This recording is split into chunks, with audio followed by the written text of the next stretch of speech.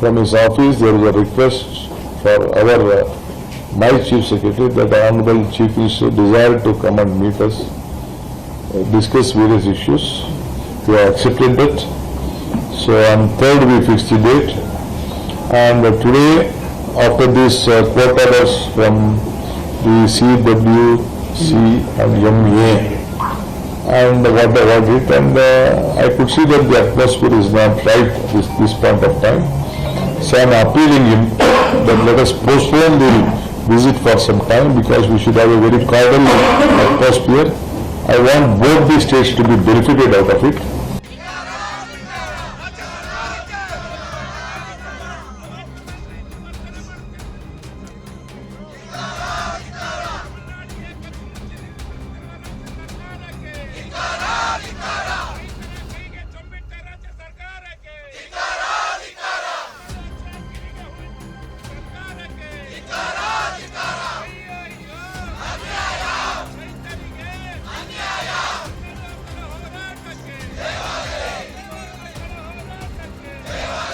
அறக்கழகம் பார்வையாளர்கள் வணக்கம்.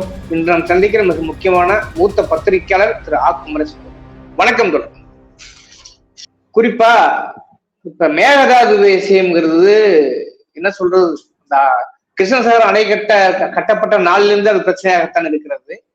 ஆனாலும் கூட இப்பொழுது கடந்த ஆட்சி காலத்தில் அதிமுக இந்த ஆட்சி வந்த பிறகு என்ன நடக்குது என்ற ஒரு குளறுபடி இருப்பதாக பல்வேறு விமர்சனம் எழுந்த நிலையில் இவர் எம்ஜிஆர் பாணியில் நான் குறிப்பாக டிஎம் சிவகுமாரி அவர்களை நான் சந்திக்க போகிறேன் என்று சொல்லியிருந்தாரு. 17 கொண்ட குழுவும் கூட அந்த நேம் கூட இன்னைக்கு வெளியே அந்த பெயர் கொண்ட தகவல் கூட வெளியாகி இருந்தது. இந்த சூழல்ல கர்நாடகா முதல்வர் இங்க உள்ள சூழல் சரியில்லை, இங்க வர வேண்டாம் என்று வேண்டுகோள் கொடுத்திருக்கிறார்.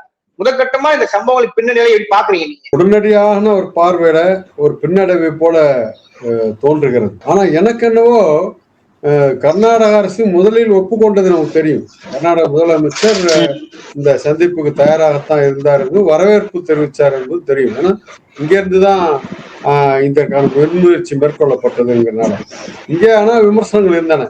இப்படி 2 முதலமைச்சர் சந்திப்பது என்பது ஏற்கனவே உள்ள அந்த உடன்பாடுகள், அந்த நீதிமன்ற தீர்ப்பு, அந்த ஆணையத்தினுடைய வழிகாட்டல் இதெல்லாம் பின்னுக்கு தள்ளுவதாகிவிடும் என்ற கருத்தெல்லாம் சொல்லப்பட்டது. தமிழ்நாடு சட்டமன்றத்துல ஒரு தீர்மானம் நிறைவேற்றப்பட்டதுன்னு நமக்கு தெரியும். இந்த மேகதாது எதிர்த்தும் அதே நேரத்துல புதிய நடுவர் மன்றம் அமைக்க வேண்டும் என்ற ஒரு கோரிக்கை, புதுசா ஒரு கோரிக்கையை அதை சேர்த்து அந்த தீர்மானம் நிறைவேற்றப்பட்டது. தீர்மானத்துல அப்படி ஒரு திருத்தத்தை சேர்க்க வேண்டும் என்று பரிந்துரைத்தது எதிர்கட்சி தலைவர் உதயநிதி. அதையும் நம்ம ஞாபகம். ஆக இந்த பின்னெல்லாம் இருக்கிறது. ஆக ஒரு பக்கம் எப்படி ஒரு 2 மாநிலங்களுக்கிடையே ஒரு சுமூகமாக இந்த பிரச்சனையை தீர்ப்பதற்கு முதலமைச்சர்கள் சந்திப்பு என்பது உதவியாக இருக்கும் என்ற கோணத்தில் இந்த வரவேற்பும் இருந்தது. அதையும் மறுத்துவிட முடியாது. ஏனென்றால் எதை பற்றி அவள் சந்திக்கவே கூடாது என்று நிலைப்பாடு எடுப்பதற்கு பதிலாக அந்த சந்திப்பில் நீங்கள் என்ன பேச போகிறீர்கள் என்பதுதான் முக்கியம் என்ற கோணத்துல நீங்க மேகதாதுவை மையமா வச்சு அந்த பேச்சுவார்த்தை நடக்கும் என்றால் அது பயனற்றதாகிவிடும். அதே போல நடுவர் மன்றம் என்பதாக போனாலும் கூட மீண்டும் ஏன்னா ஏற்கனவே அமைக்கப்பட்ட நடுவர் மன்றத்திற்கே எவ்வளவு காலம் போராட வேண்டியிருந்தது, சட்ட போராட்டங்களை நடத்த வேண்டியிருந்ததெல்லாம் நமக்கு தெரியும். மீண்டும் அதே போல தள்ளி போவதற்கும் இந்த பிரச்சனைகள் முடிவே இல்லாமல் தொடர்வதற்கும் விட்டு சென்று விடும் என்கிற கோணத்திலெல்லாம் கருத்துக்கள் வந்தன. ஆக இப்படி இந்த சந்திப்பு பற்றிய ஆதரவும் எதிர்ப்புமாக கருத்துக்கள் வருகிற போது வந்து கொண்டிருக்கிற போது இப்பொழுது ஒரு தகவல் வருகிறது, வேறு மாதிரியாக வருகிறது. கர்நாடக முதலமைச்சர் இப்ப வேண்டாம், இங்க நிலைமைகள் பதற்றமாக இருப்பதால் நீங்க இப்போதைக்கு இந்த சந்திப்பை தள்ளி வைக்கலாம், பிறகு சூழல் சரியான பிறகு மீண்டும் சந்திக்கலாம் என்று அவர் வேண்டுகோள் விடுத்திருப்பதாக ஒரு செய்தி வருகிறது. தமிழக அரசிடம் அதிகாரப்பூர்வமாக தகவல் எதுவும் வரவில்லை என்றாலும் அமைச்சர் நிர்மல்குமார் ஒரு தகவல் சொல்லியிருக்கார். இது குறித்து நாங்கள் இன்னும் இறுதி முடிவு எடுக்கவில்லை, விரைவில் அதுக்கான முடிவை அறிவித்து விடுவோம் என்ற மாதிரி அவர் சொல்லியிருக்கிறார். ஆக இதெல்லாம் இப்ப அடுத்தடுத்த நிகழ்வுகளாக வந்து கொண்டே இருக்கின்றன. எனவே ஒரு மாநில முதலமைச்சர் இந்த பேச்சுவார்த்தையில் அவரும் கலந்து கொள்ள வேண்டியிருக்க நிலைமையில வர வேண்டாம் என்று வேண்டுகோள் கொடுத்திருக்கிற போது, இல்ல நான் கண்டிப்பா வருவேன் என்று இந்த மாநில முதலமைச்சரை போய் அங்க நின்றுகிட்டு இருக்க முடியாது. ஆகவே இந்த சந்திப்பு நிகழாது, இப்போதைக்கு இந்த ஆகஸ்ட் 3 சந்திப்பு நிகழாது என்று புரிதலுக்கு நாம வரலாம். அது வரலாம். ஓகே, இப்ப என்ன, அதாவது நீங்க சொல்லக்கூடிய ஆதரவுங்கிறது, அதாவது எம்ஜிஆர் அப்போட நான் போய் சென்று போய் பார்ப்பேங்கிற அந்த பாணியானது கிட்டத்தட்ட சினிமாத்தனமானது. ஏன் அந்த விமர்சனம் வைக்கிறாங்கன்னா, நம்மகிட்ட சட்ட அங்கீகாரம், தீர்ப்பு, உச்சநீதிமன்றம் எல்லாமே நமக்கு ஆதரவாக தீர்ப்பளித்து விட்ட பிறகு அங்கு போய் சென்று பேசுவது என்பது, அது முதலில் சுமூகமான பேச சூழல்ல ஆரம்பத்தில் இருந்திருக்கலாம். அதுக்கான வாய்ப்புகளும் தவறி நம்ம பக்கம் எல்லா பக்கங்களும் நியாயங்களும் தீர்ப்பு வந்த பிறகு அங்கு போய் பேச என்ன இருக்கிறது என்ற விமர்சனம் தான் பெரும்பான்மையாக, குறிப்பாக சிபிஐ, சிபிஎம் அல்லது குடிநீக்கட்சியிலே பெரும்பாலான அப்படித்தான் விமர்சனம் முன்வைக்கிறாங்க. ஆதரவுங்கிறது தாவக கட்சியினர் தாண்டி மற்ற கட்சியினர் யாரும் ஆதரவுலாம் எனக்கு கண்ணீர் படவில்லை. அப்படி இருக்க சூழல்ல ஏன் போகணும்னு ஒரு முடிவு எடுக்கணும்னு கேள்வி வருது இல்லையா? அதாவது ஒரு புதிய அரசாக பொறுப்பேற்றாச்சு. இது இப்ப மேகதாது என்பது அவர்கள் திட்டவட்டமா அறிவித்து விட்டார்கள். இன்னும் சொல்ல போனா தமிழ்நாட்டுக்கு தண்ணீர் தரப்போவதில்லை என்றே கர்நாடக முதலமைச்சர் அறிவித்திருக்கிறார். அந்த ஆணையத்திடம் தகவல் தெரிவித்து விட்டதாக ஒரு செய்தி சொல்லுகிறது. இந்த பின்னணியில அடுத்த என்ன செய்ய, மக்களுக்கு ஏதாவது ஒரு வகையில தமிழ்நாட்டுக்கு தண்ணீர் வருவதை உறுதிப்படுத்தியாக வேண்டும் என்கிற நிலைமையில இந்த பேச்சுவார்த்தை மூலமாக அதை உறுதிப்படுத்துவதற்கு பயன்படுத்தலாம் என்று முதலமைச்சர் நினைத்திருக்க கூடும். அப்படி நினைச்சிருந்தால் அது தவறு இல்லைன்னு தான் நான் பாக்குறேன்னா என்னுடைய சொந்த கருத்து அது. அதே நேரத்துல சில கட்சிகள் சந்திக்கவே கூடாது என்ற நிலைப்பாடு எடுத்ததற்கும், இடதுசாரி கட்சிகள் சந்திக்கவே கூடாது என்ற மாதிரிலாம் அவங்க கருத்து சொல்லலை. ஆனா அங்க போய் நீங்க எதை வலியுறுத்தீர்கள் என்பது சொல்லிக்கிறேன். என்ன வலியுறுத்தப்படுகிறது என்பதுதான் முக்கியம். உதாரணமா அதான் நான் சொன்னேன், மேகதாது அணை அதை ஏற்றுக்கொள்வது ஏற்றுக்கொள்ளாமல் இருப்பதுங்கிற பேசு பொருளாக வைத்து அந்த சந்திப்பு நடக்கும் என்றால் அது வீண், அது கூடாது. மாறாக ஏற்கனவே உச்ச நீதிமன்றத்துடைய இறுதியான தீர்ப்பு இருக்கிறது. அதன் அடிப்படையில் காவிரி ஆணையத்தினுடைய தெளிவான வழிகாட்டல்கள் இருக்கின்றன. அந்த தீர்ப்பையும் அந்த வழிகாட்டல்களையும் எவ்வாறு செயல்படுத்துவது, அதில் அந்த செயல்படுத்துவதில் உள்ள குறைபாடுகளை அல்லது அதில் இருக்கக்கூடிய சில பிரச்சனைகளை எவ்வாறு தீர்ப்பது என்றுதான் அந்த பேச்சுவார்த்தை நடக்க வேண்டுமே தவிர, மேகதாதுங்கிற அந்த பேசு பொருள் அது விவாத பொருளாக இருக்கக்கூடாது, பேச்சுவார்த்தைக்கான மையமாக இருக்கக்கூடாது என்ற கோணத்துல தான் அவர்கள் சொல்லியிருக்கிறார்கள்.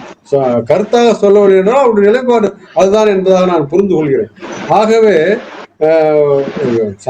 சந்தித்தாலே அது கர்நாடகம் சொல்லதை ஏற்றுக்கொண்டதாகிவிடும் என்று எடுத்துக்கொள்வதற்கும், இதுல எதை வலியுறுத்துகிறார்கள் என்கிற கோணத்துல புரிந்து கொள்வதற்கான வேறுபாடு இருக்கிறது. எப்படி பார்த்தாலும் இப்பொழுது இந்த சந்திப்பு நிகழப்போவதில்லை. ஆனால் ஒன்றை நாம் சொல்லலாம், எம்ஜிஆர் பாணியாக இருந்தாலும் சரி, யாராக இருந்தாலும் சரி, கடந்த காலத்தில் இந்த பேச்சுவார்த்தைகள் மூலமாக எந்த ஒரு இறுதியான திட்டவட்டமான முடிவும் எட்டப்பட்டது இல்லை. அதை நம்ம தெளிவா புரிஞ்சுக்க வேண்டியது. ஆமா, பேச்சுவார்த்தைகள் தான் நல்லது என்று பொதுவாக நம்ம புரிஞ்சுக்கிறோம். ஏன்னா மோதலை விட பேச்சுவார்த்தை தீர்த்துக் கொள்வது என்பது எப்பவுமே ஆரோக்கியமானதுதான். ஆனா அதற்கு உதவும் வகையில இருக்கும் என்றால் சரி. ஆனால் தெளிவாக இதைத்தான் பேச போறோம் என்று அறிவித்து விட்டு அதை செய்ய வேண்டும். அப்படிப்பட்ட அறிவிப்பு இல்லாத போதெல்லாம் தான் இந்த குழப்பம்லாம் வந்தது. ஆகவே கடந்த காலத்தில் அந்த பேச்சுவார்த்தைகள் பலனளிக்கவில்லை என்கிற போது எது பலனளித்தது என்றால் சட்ட வழியான அணுகுமுறை தான். அதுதான் உச்ச நீதிமன்றத்தை நாடியதும், உச்ச நீதிமன்றம் அதற்காக ஒரு நடுவர் மன்றத்தை அமைத்ததும், அந்த நடுவர் மன்றம் 2007 ஒரு தனது இறுதி அறிக்கையை அளித்தது. அதுக்கு முன்னாடியே ஒரு இடைக்கால அறிக்கையை அளித்து ஒரு தற்காலிக நதிநீர் பங்கீட்டுக்கான விகிதங்களை கூட அது பரிந்துரைத்தது. அந்த இறுதி அறிக்கையில கராராக இந்தந்த காலகட்டத்தில் இந்தந்த மாநிலங்களுக்கு இவ்வளவு என்று வரையறுத்து விட்டார்கள். அதை செயல்படுத்துவதற்கான ஆணையை உச்ச நீதிமன்றம் 2018 திட்டவட்டமான தீர்ப்பாக, இறுதி தீர்ப்பாக அளித்து விட்டது. அந்த அடிப்படையில தான் ஆணையம் என்பது அமைக்கப்பட்டது. அந்த ஆணையம் இவற்றையெல்லாம் செயல்படுத்துவதற்கான விதிகளை உருவாக்கி இருக்க, அதுக்கே ஒரு போராட வேண்டியது உங்களுக்கு நினைவு இருக்கு. அந்த ஆணையத்தை அமைப்பதற்கே கூட ஒரு போராட்டம் தேவைப்பட்டது. பிறகு அமைத்தார்கள். பிறகு அந்த ஆணையம் இந்த தன்னுடைய வழிகாட்டுகளை அளித்திருக்கிறது. ஆக இப்பொழுதும் கூட அதுதான் நிச்சய வழியாக இருக்கிறது. அந்த உச்ச நீதிமன்றத்தின் தீர்ப்பை கர்நாடக அரசு மதிக்க வேண்டும், தமிழ்நாடு அரசு மதிக்க வேண்டும், மிக முக்கியமாக ஒன்றிய அரசும் மதிக்க வேண்டும். ஏன்னா நடுவில் அது ஒரு குழப்பம் வந்தது. அந்த ஒன்றிய அரசுடைய நீர்வளத்துறை என்று நினைக்கிறேன், அதுல ஏதோ ஒரு கேள்வி வருகிற போது அந்த தமிழகத்துடைய அனுமதியை கர்நாடகம் பெற தேவையில்லை என்பது போன்ற ஒரு விளக்கம், ஒரு குழப்பமான விளக்கம் அது உண்மையிலே. இதெல்லாம் சேர்ந்துதான் கர்நாடகம் இந்த முடிவை எடுப்பதற்கு வசதியாக இருந்தது. ஆக ஒன்றிய அரசும் திட்டம் பிறகு அவர் தெளிவுபடுத்தி இருக்கிறார்கள். அதுல உறுதியாக இருக்க வேண்டும் தான் சொல்ல வேண்டியிருக்கிறது. ஆனால் ஏன் இந்த குழப்பம் வருகிறது? இப்படிப்பட்ட குழப்பங்கள் இல்லாமல் ஒன்றிய அரசும் உச்ச நீதிமன்ற தீர்ப்பை, அந்த ஆணையத்தினுடைய வழிகாட்டுகளை செயல்படுத்துவதில் ஒன்றிய அரசு தன்னுடைய கடமையை முறையாக முழுமையாக நிறைவேற்ற வேண்டும். இப்படி மூன்றும் இணைந்ததாகத்தான் இது செல்ல வேண்டும் என்று நான் பார்க்கிறேன். ஒரு பக்கம் இப்படி இருக்கிறது, குறிப்பாக ஒரு பத்திரிகையாளர்கள் கேட்கக்கூடிய கேள்விகளுக்கு, அதுவும் இது உயிர்நாடி பிரச்சனை, தமிழகத்தின் உயிர்நாடி பிரச்சனை, அப்படியான பிரச்சனைகளுக்கு குறிப்பாக சிஎம் வாய்திறக்கலைங்கிற பொதுவான விமர்சனம் இருந்தாலும் கூட சம்பந்தப்பட்ட அமைச்சர்கள் வாய்திறக்க வேண்டியது கட்டாய கடமையாகிறது. அப்படி இருக்கும்போது புஷி ஆனந்தியிடம் பத்திரிகையாளர்கள் கேட்கிற கேள்விக்கு கொஞ்சம் கூட அவரு எந்த ஒரு மதிப்பான பதிலும் சொல்லாமல் சிரித்துக் கொண்டே கடந்து செல்வதை எப்படி பாக்குறீங்க? அதான் இதை பற்றிய ஒரு கடந்த கால வரலாற்றிலிருந்து நம்ம இப்ப பேசணும் என்னென்ன நடந்தது என்று. இந்த அளவுக்காக அவர் புரிந்து வைத்திருக்கிறார்களா என்கிற அதுதான். ஆகவே இதுவே நீ ஜனநாயகம் பத்தி ஒரு கேள்வி கேட்டா டக்குன்னு பதில் சொல்லிப்பாங்கல்ல, அது கூட இப்ப சொல்லுவாங்களான்னு தெரியல. ஏன்னா அந்த படத்தை பற்றிய மாறுபட்ட விமர்சனங்கள் வந்து கொண்டு இருக்கிற போது இப்ப அதை பற்றி கூட எந்த அளவு கருத்து சொல்வாங்க என்று தெரியவில்லைதான். ஆனா ஒன்று பார்க்கிறோம், சில முக்கியமான பிரச்சனைகளில் முதலமைச்சர் வாய் திறக்கவில்லை என்றாலும் அமைச்சர்கள் கருத்து சொல்லி வந்தார்கள்.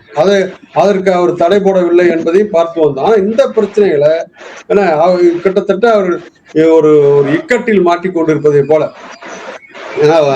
இது அரசின் தோல்வியாகவும் ஆகிவிடக்கூடாது. அதே நேரத்தில் அடுத்து எவ்வாறு நகர்த்துவது என்று அந்த புரிதலும் இல்லை என்கிற போது கர்நாடகா திட்டவட்டமா அறிவிச்சுட்டாங்க, நாங்கள் தண்ணீர் தரப்போவதில்லை என்று ஆணையத்திடம் தெரிவித்து விட்டோம் என்றே சொல்கிறார்கள். அப்படி என்றால் வேறு வழியே இல்லை, மீண்டும் சட்ட வழி போராட்டத்தை மேற்கொள்வதுதான் சரி, உத்தரவாதமான வழி. அதற்கான முடிவை எடுக்க வேண்டும். அந்த முடிவை விரைவில் எடுத்து இப்ப அமைச்சர் நிர்மல்குமார் சொன்னல, நாங்கள் இன்னும் இறுதியான முடிவு எடுக்கவில்லை என்று. ஆனா அந்த இறுதியான முடிவை விரைவில் எடுங்கள். ஏன்னா மாநில மக்கள் குறிப்பாக அந்த தஞ்சை பகுதி, அந்த விவசாய பகுதிகள் சார்ந்த முக்கியமான பிரச்சனைகள் இருக்கின்றன. அது வெறும் தமிழக நலன் மட்டும் இல்ல, கர்நாடக நலனே கூட இருக்கிறது. எடுத்துக்காட்டு சொல்ல, இயற்கை சூழல் சார்ந்த பிரச்சனை அது. இப்போ மேகதாது அணை கட்டப்படும் என்றால் ஆயிரக்கணக்கான ஏக்கர் காடுகள் அழியும், மூழ்கி போய்விடும். அப்படி மூழ்கி போனா அதோட பாதிப்புகள் யாருக்கு? ரெண்டு பக்கமும் பாதிக்கணும். கர்நாடகத்துக்கு கூடுதலாக வல்ல பாதிப்பு ஏற்படும். அந்த காடுகள் அழியென்றால் காடுகளை சார்ந்திருக்கிற உயிர்களும் இல்ல சேர்ந்து அழி. மக்களை வேணா வெளியேற்றலாம், அந்த பகுதியில் இருக்கிற மக்களை வேற இடத்துக்கு கொண்டு போயிடலாம். அந்த விலங்குகளை என்ன செய்வீர்கள்? இப்படியெல்லாம் பல்வேறு பிரச்சனை இருக்கின்றன. எனவே இதுல இன்னொரு சட்ட சிக்கலும் இருக்கிறது. தொடக்கத்துல பாத்தீங்கன்னா இது பெங்களூர் மக்களுக்கு குடிநீர் தேவை, அந்த பெங்களூர் மக்களுக்கான குடிநீர் தேவையை நிறைவு செய்வதற்காகத்தான் இந்த மேகதாது அணையை கட்டுகிறோம். 67.7 என்னமோ வரும் அந்த டிஎம்சி தண்ணீரை தேக்கக்கூடிய அளவில் இந்த தடுப்பணையாக இதை கட்டுகிறோம் என்று சொன்னார்கள். ஆனால் பிறகு பார்த்தால் அதில் ஒரு மின்சார திட்டம் இணைகிறது. அப்படி வெவ்வேறு விஷயங்கள் வருகிற போது, அப்படி என்றால் இந்த உண்மையிலேயே தமிழகத்துக்கு வர வேண்டிய தண்ணீர் பல வேறு இவருடைய நோக்கங்களுக்காக திசை திருப்பப்படும் என்றால் இங்கே ஒரு வறண்ட நிலைமை ஏற்பட்டு, அதனாலதான் பாலைவனம் ஆகிவிடும் என்ற கவலை ஏற்படுகிற அளவுக்கு நிலைமை முக்கியம். அதே நேரத்துல இன்னொரு பிரச்சனை வந்தது. சரி, அப்படி என்றால் இன்னொரு நடுவர் மன்றம் அமைக்கலாமாங்கிற அடுத்த கேள்வி வருகிறது. அது இப்ப ஏற்கனவே அமைத்த நடுவர் மன்றத்திற்கே அவ்வளவு காலம் போராட வேண்டியிருந்தது. இப்ப உடனடியாக அமைத்தால் அவர்கள் என்ன பரிந்துரை செய்வார்கள்? பெரிய கேள்வி. இருக்கிற அளவில் குறைத்து விட்டால் என்ன செய்வது? இப்ப இருக்கிற நிலைமைக்கு தகுந்த மாதிரி அனுசரித்து ஒரு புதிய அணுகுமுறை போனால் என்ன செய்வது? எனவே இப்போதைக்கு உச்ச நீதிமன்றத்தின் தீர்ப்பை, ஆணையத்தின் வழிகாட்டுகளை சரியாக செயல்படுத்துவதற்கு, முறையாக செயல்படுத்துவதற்கான சட்டப்பூர்வமான வழிமுறைகளை இவர்கள் மேற்கொள்ள வேண்டும் என்றுதான் வலியுறுத்த வேண்டியிருக்கிறது. இன்னொரு பக்கம் வழக்கம் போல் கர்நாடகா விவசாயிகள், கன்னட மொழி சார்ந்த கொஞ்சம் இனவெறியர்கள் எல்லாமே களத்துக்கு வந்துட்டாங்க. அங்க நடந்த ஜனநாயகன் படத்தை கூட பாத்தீங்கன்னாக்கா பேனர் எல்லாம் கிழித்தெறிந்த காட்சிகள் இப்பொழுது வைரல் ஆகி கொண்டிருக்கின்றன. மீண்டும் அங்கே தமிழர்கள், ஏன்னா இது காவிரி வைத்து பேசும்போதே அங்க தமிழர்களுக்கு சிக்க வந்துடக்கூடிய, ஏன்னா கிட்டத்தட்ட நிறைய லட்சக்கணக்கான தமிழர்கள் பெங்களூர்ல குறிப்பாக கர்நாடகம் பரவி இருக்கிறார்கள். மீண்டும் ஒரு கலவர சூழ்நிலை நோக்கி போகுதோ அப்படின்னு கேள்வி வருகிறது. ஏன்னா இன்னைக்கு நடுவர் ஆணையம் நாளைக்கு டிஎம் சனி கொடுக்கன்னு சொல்லி உத்தரவு போட்டிருக்காங்க. ஆனா அந்த உத்தரவை நடைமுறைப்படுத்த மாட்டேன்னு சொல்றாங்க. இன்னொரு பக்கம் இப்பயான ஒரு பதற்றமான சூழல் உருவாது எப்படி புரிஞ்சு? அந்த பதற்ற சூழல் நிலவுகிறது என்ற காரணத்தை சொல்லிதான் DK சிவகுமார் இப்போதைக்கு விஜய் வர வேண்டாம்னு வேண்டுகோள் கொடுத்திருக்காரு. அதையும் பார்க்கணும். ஆனா அந்த பதற்ற சூழல் எங்கே இருந்து வருகிறது? இப்போ ஒன்று, தொடக்கத்திலிருந்தே மக்களுக்கு, தன்னுடைய மக்களுக்கு கர்நாடக அரசு நிலைமையை தெளிவுபடுத்தி வந்திருக்க வேண்டும். இது வெறும் உணர்ச்சி பிரச்சனையாக அணுகக்கூடாது. ஏன்னா ஒரு அடிப்படையான ஒரு உண்மை இருக்கு. அதை எல்லா அரசுகளுமே சொல்லி ஆக முடியாது. என்னவென்றால், பல மாநிலங்களுக்கிடையே ஒரு ஆறு ஓடுவதாக வைத்துக் கொள்வோம். அதுபோல பல நாடுகளுக்கிடையே ஒரு நீண்ட ஆறு ஓடுவதாக வைத்துக் கொள்வோம். அப்படிப்பட்ட ஒரு மாநிலத்துக்குள்ளேயே பிறந்து ஒரு மாநிலத்துக்குள்ளேயே முடிந்து விடுகிற ஆறுகளும் இருக்கின்றன, சிற்றாறுகள். அது போல ஒரே நாட்டிற்குள்ளே முடிந்து விடுகிற நதிகளும் இருக்கின்றன. அப்படியெல்லாம் இல்லாமல் ஒன்றுக்கு மேற்பட்ட, இரண்டுக்கு மேற்பட்ட நாடுகள் அல்லது மாநிலங்கள் சம்பந்தப்படுகிற போது அந்த ஆற்றிற்கு எந்த மாநிலமும் அல்லது எந்த நாடும் முழு சொந்தம் கொண்டாட முடியாது. இது ஒரு இதல்ல, ஒரு சர்வதேச உடன்பாடுகள் இருக்கின்றன. ஏற்கனவே நடத்தப்பட்ட உச்சி மாநாடுகள் இருக்கின்றன. இதற்காகவே நடந்த ஹெல்சிங்கி உள்ளிட்ட மாநாடுகள் இதை தெளிவாக வரையறுத்து, அந்த அடிப்படையில் தான் இந்தியாவிலும் கூட மாநிலங்களுக்கிடையான நதிநீர் பிரச்சனையை தீர்ப்பதற்கு அதை அடிப்படையாக வைத்துக் கொண்டார்கள். உச்ச நீதிமன்றம் தனது தீர்ப்பிலேயே சொல்லியிருக்கிறது. என்னவென்றால், இது இந்த நீண்ட ஆறு, இந்த காவிரி ஆற்றையே சொல்கிறார்கள். அந்த வழக்கில் தான் அவர் சொன்னார்கள். இது கர்நாடகத்தில் உற்பத்தி ஆகிற ஒரே காரணத்தினாலேயே கர்நாடகம் இதுக்கு சொந்தம் கொண்டாட முடியாது. ஏன்னா நடைமுறையில பார்க்கணும், நடப்புல தமிழகத்துலதான் மிக அதிக அளவுக்கு பயன்படுகிறது. ஏன்னா அது ஒரு பாதை. அப்படி அப்புறம் கேரளமும் புதுச்சேரி கூட வருகிறது. எல்லாம் வருகிற போது அப்ப கர்நாடகம் தனக்கு இங்க உற்பத்தி ஆகுதா அது அதுக்கு சொந்தமாகி விடாது. ஏன்னா உலக அளவிலான அந்த உடன்பாட்டின் அடிப்படையில் இந்திய அரசும் ஏற்றுக்கொண்டிருக்கின்ற அந்த உடன்பாட்டின் அடிப்படையில் இது கர்நாடகத்துக்கு சொந்தமானது அல்ல. அப்படி என்றால் கர்நாடகத்துக்கு தேவை என்று ஏற்படுகிறது. இப்ப பெங்களூர் மக்களுக்கான குடிநீர் பிரச்சனை எல்லாம் இருக்கிறது. நம்ம அதெல்லாம் மறுக்கல. அது மனித நேயத்தோடு தான் அணுக வேண்டும். அப்படி என்றால் அது குறித்து பேச்சுவார்த்தை என்பது இதுவரைக்கும் எட்டப்பட முடியவில்லை என்பதையும் பார்க்கிறோம். அப்படி என்றால் வேற வழியே இல்லை. இப்போதைக்கு நாங்கள் நீதிமன்றமும் ஆணையமும் சொல்லி இருக்கிற அந்த ஆணைகளை, அந்த வழிகாட்டுகளை கராராக செயல்படுத்துகிறோம். அதே நேரத்தில் எங்களுக்கான புதிய தேவைகள் குறித்து புதிய தீர்ப்புகள் வர வேண்டும் என்பதற்கும் நீதிமன்றத்தை நாடுகிறோம் என்றுதான் போக வேண்டும். அடுத்த தீர்ப்பு வருகிற வரைக்கும் நாங்கள் செயல்படுத்தாமல் இருக்கிறோம் என்று சொல்வதற்கு உரிமை கிடையாது.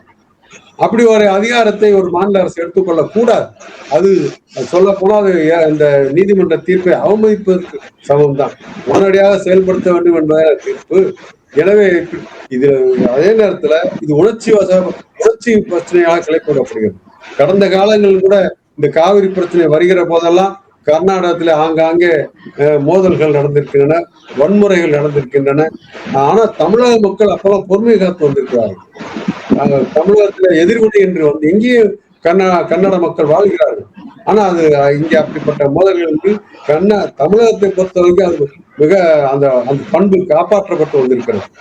ஆனா கர்நாடகத்துல தேர்தல், ஏன்னா அங்க அது அவருடைய பல்வேறு சக்திகள் தங்களுடைய அரசியலுக்கும் அதை பயன்படுத்த முயல்வதால் அது அந்த விவசாயிகளை, அந்த மக்களை ஆவேசப்படுத்துவது, இவர்களால் தான் இந்த பிரச்சனை என்று அங்கேயே போய் அந்த மக்களோடு கலந்து வாழ்கின்ற தமிழர்கள் மீது கோபத்தை கிளறி விடுவது என்பதெல்லாம் நடந்து வந்திருக்கிறது. அதுதான் அந்த வன்முறையாக நடந்தது.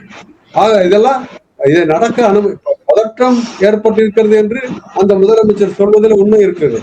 ஆனால் அந்த பதற்றம் மோதலாக மாறவோ வன்முறையாக மாறவோ அனுமதிக்க மாட்டோம் என்பதை அவர் சேர்த்து சொல்ல வேண்டும். அதற்கு சட்டப்படியான நடவடிக்கையும் மேற்கொள்ள வேண்டும்.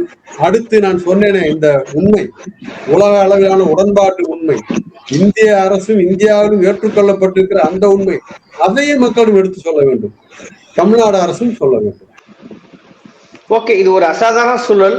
இரு மாநிலத்துக்கும் பொதுவாக பேச வேண்டிய கட்டாயம் இருக்கிறது. அதே சமயத்தில் உரிமையை மறுக்கும் போது போராட வேண்டிய கட்டாயம் இருக்கிறது. அது இரண்டு அரசுக்கும் பொருந்தும் என்றுதான் நினைக்கிறேன். உங்கள் விமர்சனங்களை அப்படியே மக்களின் பார்வைக்கு விட்டுவிடுவேன். விவாத சூழல் அறக்கலத்துக்கு நேரம் ஒதுக்கியதற்கு ரொம்ப நன்றி. தொடர். நன்றி.